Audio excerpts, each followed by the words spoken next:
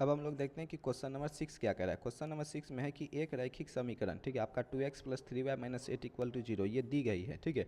आपको दो चरों में एक ऐसी और रैखिक समीकरण लिखिए, ठीक है, ताकि प्राप्त युग्म का जो ज्यामितीय निरूपण है, जैसा कि प्रतिच्छेदी रेखाएं, समांतर रेखा और संपाती रेखाएं, यानी कि क्वेश्चन कर रहा है कि हम आपको एक रैखिक समीकरण एक रैखिक समीकरण ये दे दिए, ठीक है। आपको एक और रैखिक समीकरण अपने मन से कुछ भी लिखना है, ठीक है, ताकि जो दोनों रैखिक समीकरण का युग्म हो, ठीक है, एक तो प्रतिच्छेदी रेखा हो तो एक इसके लिए लिखना है, एक आपको लिखना है ताकि समांतर रेखाएं मेरा बन जाए, और एक ऐसा लिखना है ताकि संपाती रेखा बन जाए, ठीक है। तो इसमें करना कुछ नहीं, आपको बस उदाहरण देना है। अब देखो, प्रतिच्छेदी रेखा होने के लिए कंडीशन क्या आती है, तो प्रतिच्छेदी रेखा होने के लिए कंडीशन होती है कि मेरा a1/a2 does not equal to b1/b2 होगा, तभी मेरा प्रतिच्छेदी रेखा बनेगा।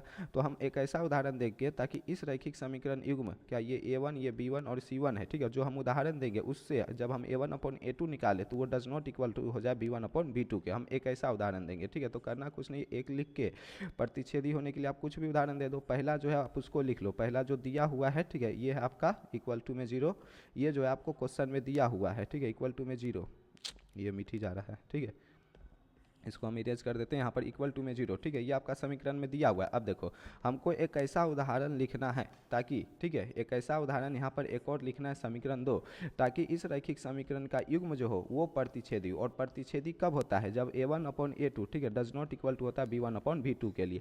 यानी हम यहाँ पर एक ऐसा रैखिक समीकरण लिखेंगे, ठीक है, ताकि मेरा a1/a2 does not equal to हो b1/b2 के।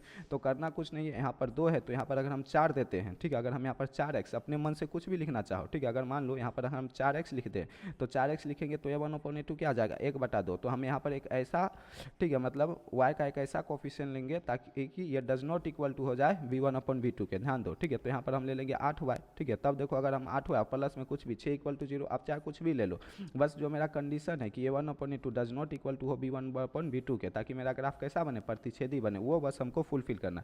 तो अगर हम 4x + 8y + 6 = 0 लेते हैं, ठीक है, तो जब तुम a1/a2 निकालेगा, यहाँ पर ये क्या है 2 है, ये 4 है, ठीक है, तो a1/a2 1/2 हो जाएगा। और जब b1/b2 निकालेगा तो ये 3/8, तो ये दोनों बराबर है, तो बराबर नहीं है, ठीक है। तो ये मेरा कंडीशन क्या हो जाएगा, फुलफिल हो जाएगा। वहीं कोई बच्चा क्या करेगा, यहाँ पर 4x ले लेगा और यहाँ पर भी 6y ले लेगा, तब क्या सीन बन जाएगा कि तुम्हारा a1/a2 ये 1/2 हो जाएगा, और जब b1/b2 करोगे तो ये भी 1/2 हो जाएगा, तो ये दोनों बराबर हो जाएगा। जब दोनों बराबर हो जाएगा तो ये तुम्हारा प्रतिच्छेदी रेखा नहीं बनेगा, ठीक है। हमको प्रतिच्छेदी रेखा बनाना, इसके लिए हम क्या करेंगे, एक ऐसा, ठीक है, रैखिक समीकरण लेंगे ताकि a1/a2 does not equal to b1/b2 हो, ठीक है। तो यहाँ पर हम मान लेते हैं, अगर हम यहाँ पर 4x लेते हैं तो a1/a2 मेरा 1/2 बनेगा, तो हम यहाँ पर 8y ले लेते हैं ताकि ये मेरा 3/8 बन जाए, जो कि क्या होगा, बराबर नहीं होगा। और यहाँ पर कुछ भी आप 6 ले लो, इक्वल टू में 0, ठीक है। ये आपका हो गया क्वेश्चन नंबर 1 का हल, ठीक है। हम उदाहरण दे दिए, उसी तरीके से आप क्वेश्चन नंबर 2 के लिए उदाहरण दे रहा हूँ। तो क्वेश्चन नंबर 2 में क्या कहता है कि समांतर हो, और समांतर होने के लिए क्या होता है कि a1/a2 बराबर तो हो b1/b2 के, लेकिन डज नॉट इक्वल टू हो c1/c2 के, ठीक है। तो हमको कुछ ऐसा रैखिक समीकरण उदाहरण में देना। तो पहला जो दिया हुआ समीकरण है उसको लिख लेते हैं कि 2x + 3y - 1 = 0।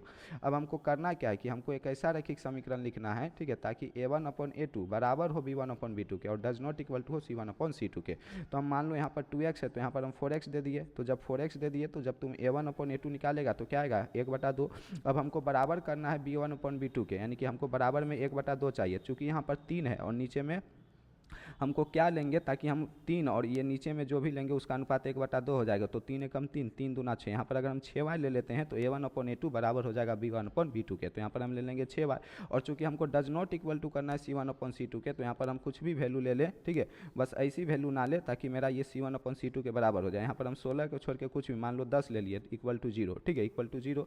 तो जब तुम a1/a2 निकालेगा तो 1/2, b1/b2 1/2, लेकिन ये डज नॉट इक्वल टू होगा -8/10, यानी कि -4/5 के, ठीक है। तो इस समीकरण युग्म का जो मेरा ग्राफ होगा वो कैसा हो जाएगा, समांतर हो जाएगा, ठीक है, समांतर हो जाएगा। एक ऐसा उदाहरण हमको देना था वो हम दे दिए। उसी तरीके से क्वेश्चन नंबर 3 में आपको करना है, जो पहले दिया हुआ है समीकरण, ठीक है, उसको हम लिख दिए, ठीक है, और हमको अब एक ऐसा उदाहरण देना है, ठीक है, ताकि इसको समीकरण 1, इसको समीकरण 2, ठीक है, इसमें समीकरण ये 2 हो जाएगा, ताकि जो मेरा ग्राफ बने वो संपाती बने। अब संपाती ग्राफ कैसा कब बनता है, जब a1/a2 इक्वल टू में b1/b2 और इक्वल टू में हो c1/c2, ठीक है। तो हम एक ऐसा उदाहरण देंगे ताकि मेरा a1/a2 बराबर हो जाए अन्य दो अनुपात के। अगर हम यहाँ पर 4x ले लेते हैं, ठीक है, मान के चलो 4x ले लेते हैं, तो a1/a2 निकालेगा तो कितना आ जाएगा, a1 मेरा कितना है 2, ठीक है, और a2 मेरा कितना है 4, तो ये क्या आ जाएगा 1/2। तो हम इसके जगह, ठीक है, फिर जब हम y का कोफिशिएंट लिखेंगे तो एक ऐसी वैल्यू लिखेंगे ताकि वो भी 1/2 हो, तो यहाँ पर हम 6y लिख लेंगे, 3 का 2 गुना 6, और यहाँ पर हम -16 लिख लेंगे इक्वल टू 0, ठीक है।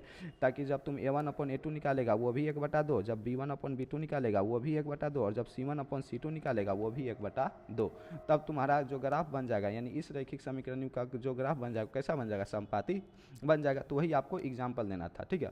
अब एग्जाम्पल किस तरीके से देना था हम आपको ये भी समझा दिए, और कैसे देना था ये भी समझा दिए। ये एग्जाम्पल हो सकता है आपके उत्तरमाला से मैच करे, ये हो सकता है नहीं मैच करे, हो सकता है आपके दिए गए उदाहरण से मैच करे, हो सकता है नहीं मैच करे। मैच करना मायने नहीं रखता, मायने करता है कि जो कंडीशन दिया उसी कंडीशन के अनुसार हमको उदाहरण देना है, ठीक है। इस तरीके से आप क्वेश्चन नंबर 6 का जवाब दे सकते हो। क्वेश्चन नंबर 6 आपका कंप्लीट होता है। अब हम देखेंगे क्वेश्चन नंबर